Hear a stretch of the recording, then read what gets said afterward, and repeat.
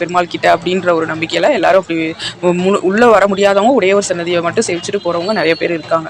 அப்படி இருக்கிறதுனால நைட்டு வந்து எல்லாரும் சேவிக்கணும்னா மக்களை வரவழைக்கணும், இன்ட்ரெஸ்டிங்காக வரணுங்கிறதுக்காக சில வசனங்கள்லாம் எக்ஸ்ட்ரா ஃபிட்டிங்காக இருக்கும். இதில் நல்ல ரொம்ப நேரம் அவங்க எழுதியிருக்க வசனங்கள்லாம் சில விஷயங்கள் எனக்கெல்லாம் ஒத்துக்கிற மாதிரியே இருக்காது. மனுஷங்களே இந்த வேலையெல்லாம் பண்ண மாட்டார், பெருமாள் இப்படிப்பட்ட வேலையெல்லாம் பண்ணியிருக்காருன்னு சொல்கிறீங்களே அப்படின்னு எனக்கே தோணும்.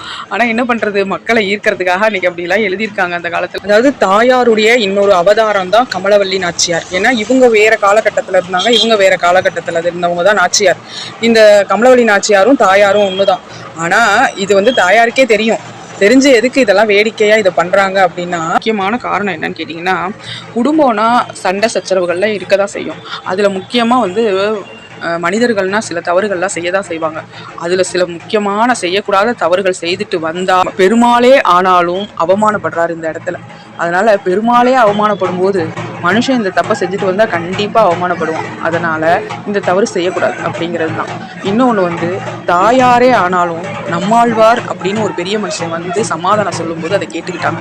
அது மாதிரி பெண்கள் வந்து வீட்டில் சின்ன சின்ன சண்டைகள் நடக்கும்போது பெரியவர்கள் ஏதாவது சொன்னால் கேட்கணும் அப்படின்னு சொல்றதுக்காக தான் இந்த உற்சவம் நடத்தி காட்டுறாங்க. இதை வந்து வேடிக்கையாக வெண்ணையால் ஒருத்தருக்கு ஒருத்தர் அடிச்சுக்கிட்டு இது பண்ணும்போது அந்த இடத்துல நம்மளுக்கு கொஞ்சம் இன்ட்ரெஸ்டாகவும் வேடிக்கையாகவும் இருக்கும். அதே சமயத்தில் இதில் புரிஞ்சுக்க வேண்டிய கருத்து என்னன்னா, ஒற்றுமையாக குடும்பங்கள்